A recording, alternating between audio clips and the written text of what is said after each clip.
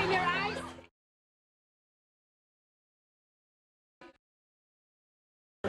I'm George Snodgrass, Okay. and I live in Reedsport. I'm half Filipino. My father's American and my mom's a Filipino woman. From where? She's from Pampanga, Oh, from Pampanga. but my father's from West Virginia. Where were you born? Born in the Philippines, Manila, Oh, what year? in 1933, Okay. and lived there for 12 years. And when the Japanese come in, we were there during the war, you know, and after we were liberated, we headed for Coos Bay, and I've been here ever since. I mean, I didn't see no Filipino here it's just late years that I see, especially here in Coos Bay area, you know, the married Filipino women married American men.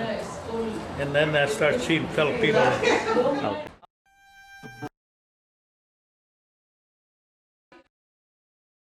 Yeah, start with tell me your name. My name's Riza Puchalski.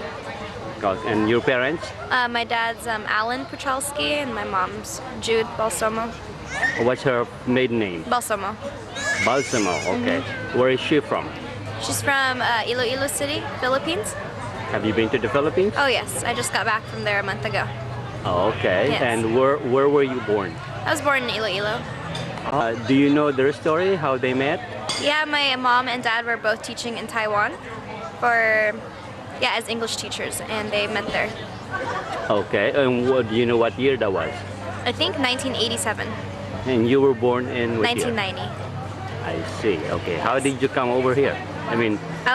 We lived in the Philippines for 10 years, and then I came back here to start my schooling, my middle school schooling, because my dad wanted me to see some of the culture in the States too.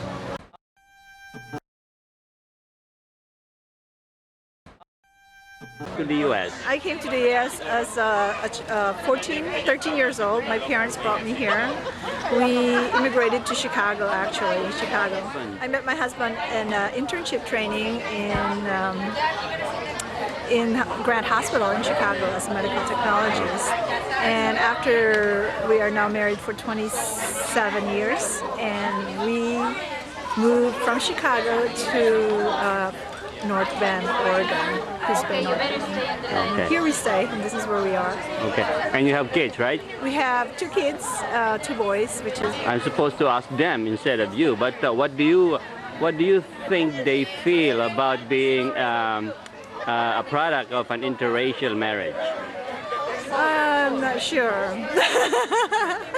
They love the food. I think they're so integrated they think themselves as American, but very proud to have their background as Filipinos. Okay. And just discovering that every day. So they didn't have to face a lot of cultural barriers as Filipino.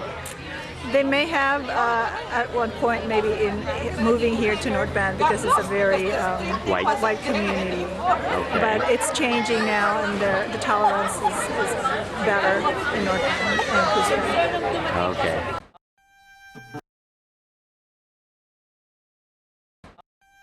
English. Okay. So paano kayo napunta rito? Well, tatlong anak ko, and I was a single mother, and so I decided to come here for greener pasture so I could send my children to college. But I came here without documentation, just like what you call TNT, tago ng tago. And then on my second year, somebody tried to report me and as a tourist, but I was just planning to stay at least 5 years. So that was my plan, but I guess God has planned for me. So who saved you when you got here? Well, in the second year of my stay here, somebody tried to report me to the immigration, and so I was forced to look for somebody to marry for convenience. But it didn't work out, and I met 5 guys that didn't work out. And then just when I gave up, somebody introduced me to Larry. And Larry is? Larry now is my husband, and everything was history. I came here July 1980. July 1980. Okay, all And I right. met him March 4th, 1982. 82. Okay. You don't need me. Yeah, no, yeah, she was saying that you saved her and kept her here I saved after her. she, Yeah. yeah, after she, I'm good at saving people, yeah. That's true. yeah. It's not a matter of saving it because, like what I said, I already gave up, you know, Yeah. because I just put it in the hands of God that, you know, if ever you want me to be home, then let it be. But then it so happened that I met him before that. So here we Okay. are. All right. That's good. 25 years, going 26 together. Oh, that's good. That's far. Did you have any kids? I do have 3 kids and he has 2. Okay. So we have 5 kids altogether. Okay. And All And of they're them, all here? all of them good looking. All of them good. yeah, one of them is in the Philippines. Okay. All right.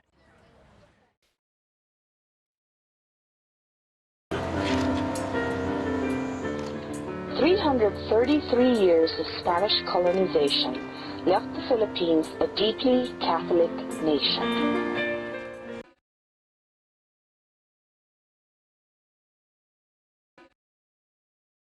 I came here in America in 1976 as a scholar from the government. And in 1985, I came back and pursued my doctoral education here at Portland State University. And besides teaching, I also work as a Tagalog interpreter for immigration courts. I also involve myself spiritually with the some Catholic charismatic groups like the El Shaddai and the Couples for Christ, being a member and speakers for their trainings or teachings. Yes, I'm proud to be associated with Couples for Christ because this organization initiated the Gawad Kalinga, and this organization tried to help the unfortunate poor, the very poor people in our country. And so this is one way of giving back the blessings that we have received from the Lord.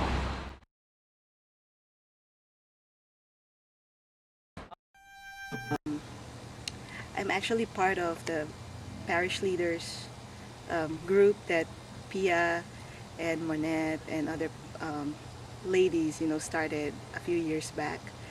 And we do organize different, Filipino masses. I'm also part of the Gawad Kalinga project, and we're one of the volunteers here.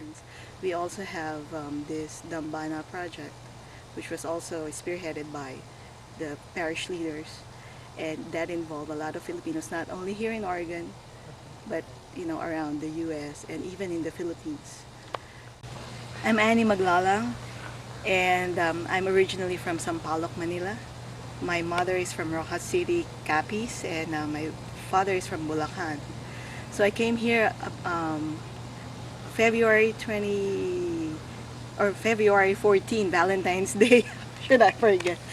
But yeah, that was 1998, and I was hired by Pacific Crest Technology as a programmer for the Y2K project here. And there were about 27 Filipinos for the same company that came here by batch.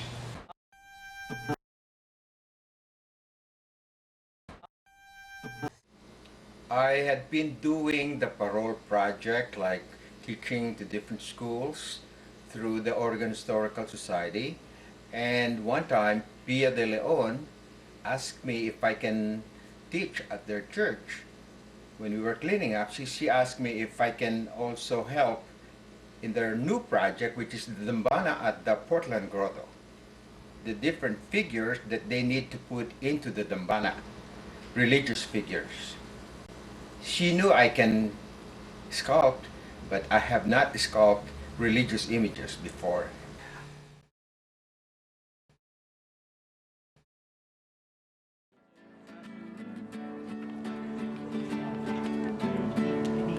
Salamat sa iyo,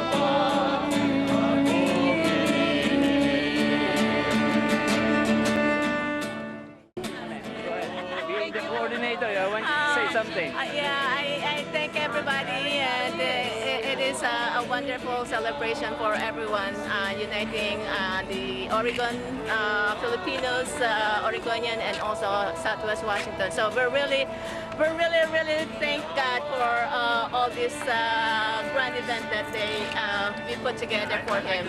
We rejoice. Thank you, kababayan. Thank you, thank you. He has a nice tempo and also.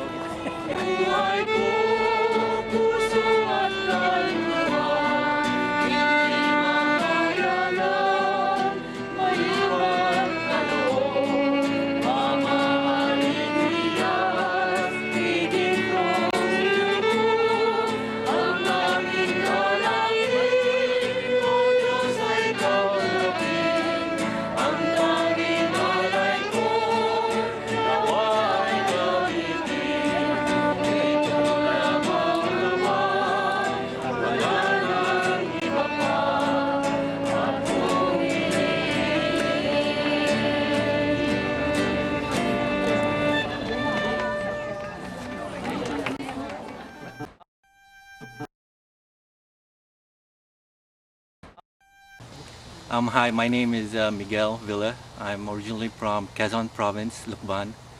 I came here to the United States on actually in March 1998.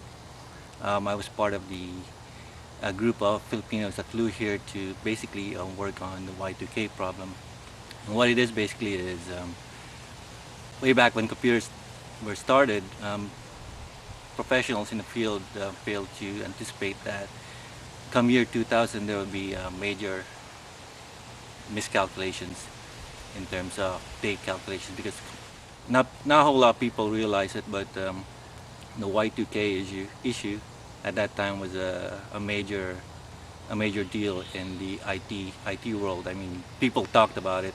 They had said that planes would crash, because of the date calculations. ATMs would stop working, banks, hospitals, what have you, would basically fail. So that's the reason why they had to hire a lot of Filipinos. There was a so-called, what you call the IT drain back in the Philippines, because a whole lot of Filipinos were basically moving at that particular period between 1998 to year 2000. The people who were working behind the scenes like us, I mean, we literally went through millions of codes, line by line. So an example would be if you were to deduct 98 from 96, that would give you 2 years. But come 2000, you deduct 00 from 96, you'd get a weird number, a negative number. So basically, it was a real issue. People may have not realized that. They may have said that Y2K was just a big hoax to scare people, but it wasn't. It was a real issue, and I would like to think that we were the Neo of the people working behind those codes.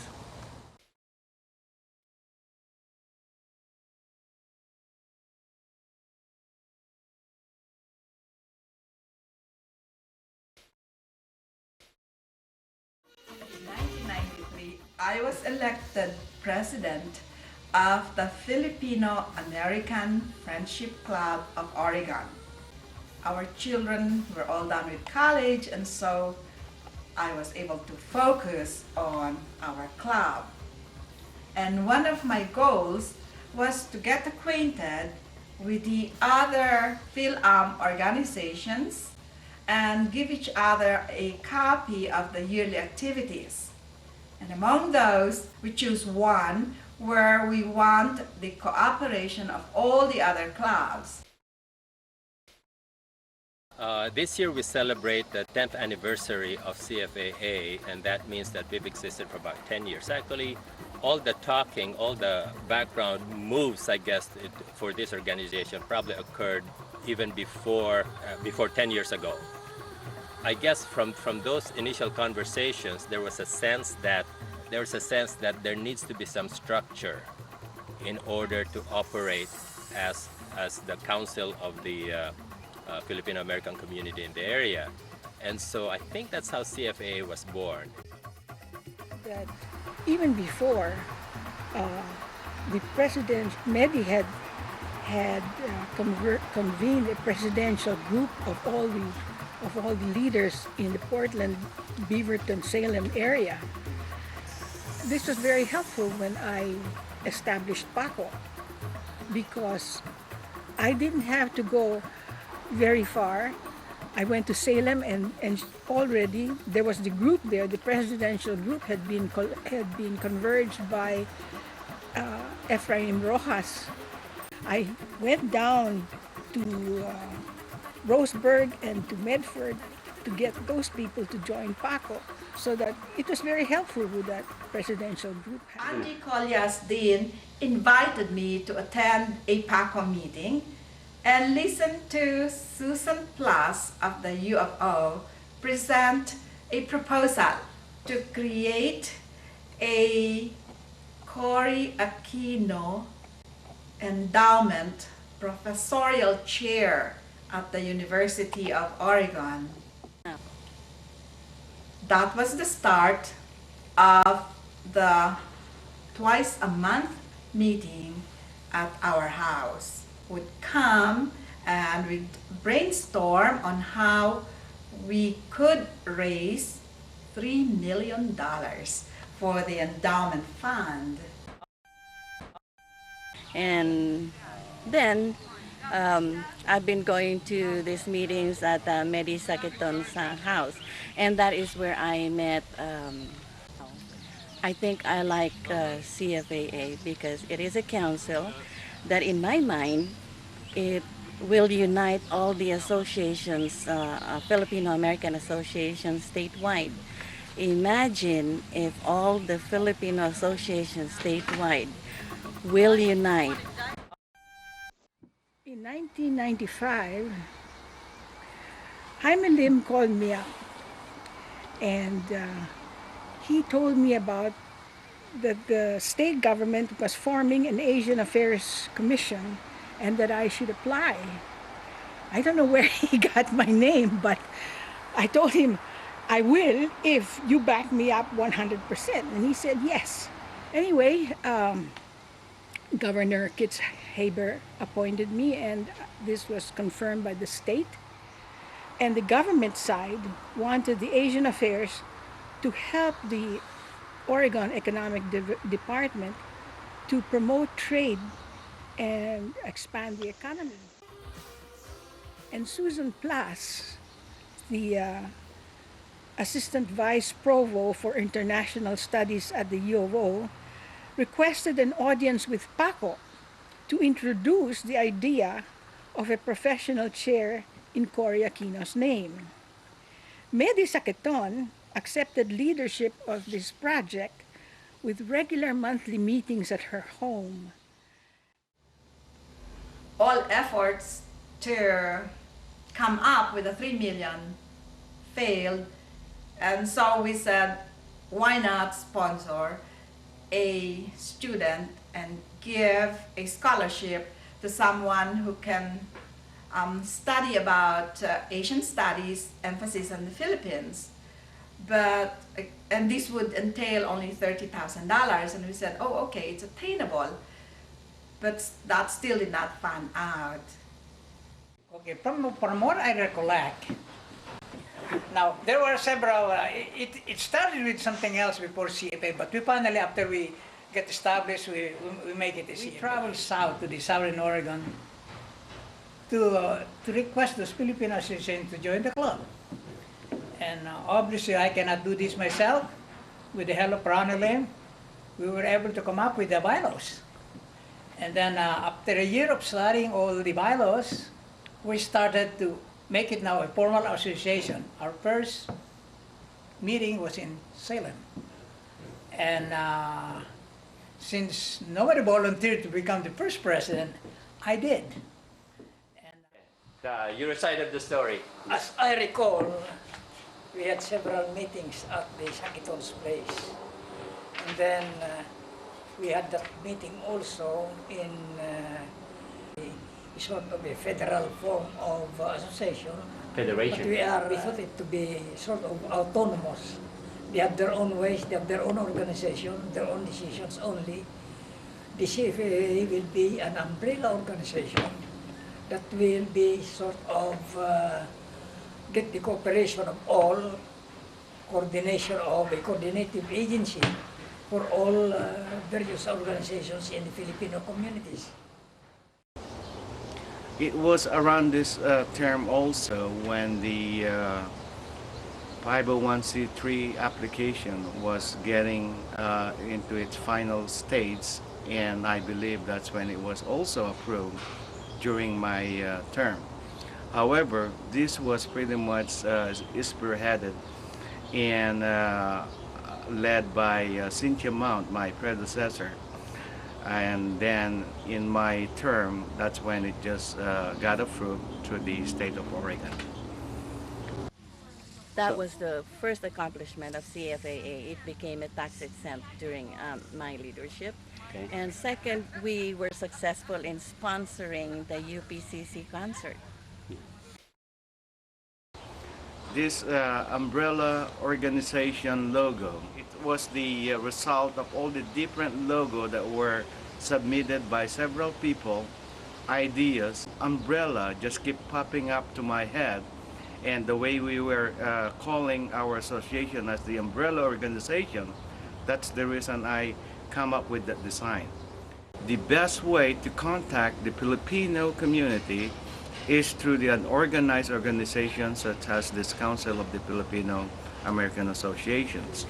This is where all the 12 or 13 different associations are pretty much organized, and they get contacted and they made aware about what's going on and was looking for some information. I was the head of this advocacy committee with Ronnie Lim and so many others. I think Frank was there too, and Angie. And then when this advocacy was thought to advance itself to be more active, Angie took over, and we had this matter of about battered women. We were trying to contact the Gabriela organization.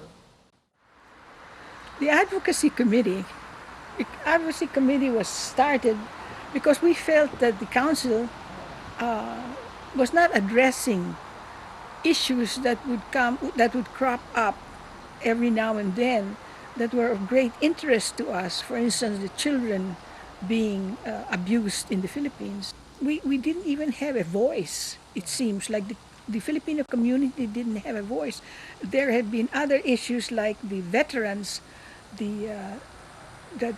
who were fighting the Rescission Act, and there seemed to be a lack of commitment or even interest from the Filipinos in Oregon to help, and that was very sad that we don't have that clout in Oregon. The Filipinos are still very much in the periphery of the public's consciousness, I think. And that's what the council is trying to do, is bring the Filipino presence to the mainstream.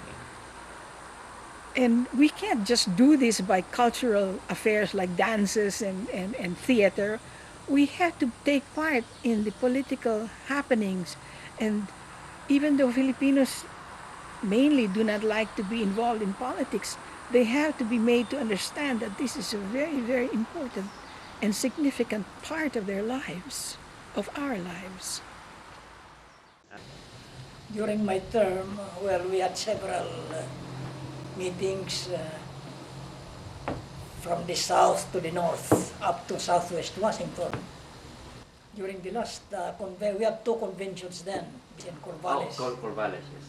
And we had several speakers there, presenters, and the last one was here in Portland, Oregon. Well, I think I would say it was a very successful convention that was during the last one, because we doubled our financial status, our ability to meet our needs. You know, I believe CFAA would, prosper with the current, members, affiliates. What benefits do you get from being a CFAA affiliate? Well, it's just for coordination or something like that. That we will know what they are doing, through the CFAA. Okay, what about being tax-exempt nonprofit? Do you enjoy the benefit of that? No, we haven't We're really not registered yet. used, we are still working on it. Okay. We have already our we're still constitution and trying to- bylaws. Well, isn't that the purpose of CFAA? You don't have to register, just be an affiliate, and then you can enjoy the benefits. I know, that's Of- what is of, supposed to be. Yeah. But I think we requested that before and we were denied. That was during the time of June because June Kumuda, and we don't want to apply for 501c3 because it's a long process. And anyway, we are members of the CFAA. Right. And we asked for it if we can use the CFAA 501c3 for our benefit, if we have some Big donations. big donations. Yeah. And they said the best way to do it is to apply yourself, But I heard right now that that's what's supposed to be, CFA is supposed to cover us. But as of now, we don't get any benefit from that. I hope that will be changed. Yeah. I started being a president at the beginning of this year. Okay. And it's been rough because this is like my first time and Like on-the-job training, huh? yes, sink or swim. But they're very helpful. It's a joint effort to, have a successful meeting and successful function. And this is my first big function, and everybody helped. That's good. And as far as what I can contribute to the CFAA, hopefully we will be able to cooperate with them, be in unity with them, have some good relations with other affiliates, I suppose. Big events. We have two events each year, and we have this picnic. They're welcome to come, and our Christmas party, which is this coming December 6th, which also conflicts with Clark County. But whoever doesn't go there can come to ours. Well, the thing is, it depends upon the availability of the venue. Yeah. So there's nothing you can do about it. Right. Yeah. Christmas it should be in December. Yeah, and we always do our Christmas party first Saturday of each month of that month, December. Well, I think it's the same thing with the Clark County too, so they all do that. But anyway, here in Rooster Rock, you always do your picnic here. This is our second year. Oh, second year here. Yeah. Oh, okay. See, a lot of people doesn't know that. I didn't even know that there's another side of Rooster Rock. Yep. Until somebody told me, Especially the new members, they didn't know. Yeah. Well, is there anything else you want to say? Anything? We're looking forward to the convention. Okay. And hopefully we'll have fun. Yeah. Okay, what about you, Willie and Ruth? The same thing, we'll be looking forward for the convention, and we will be there. Okay. All right.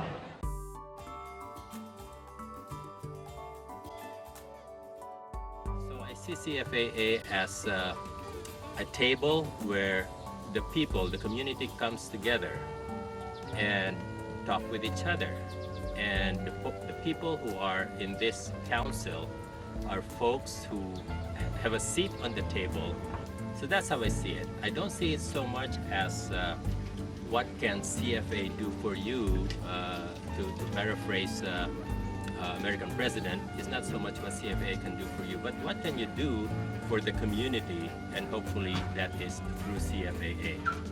So that's my vision of what CFAA is.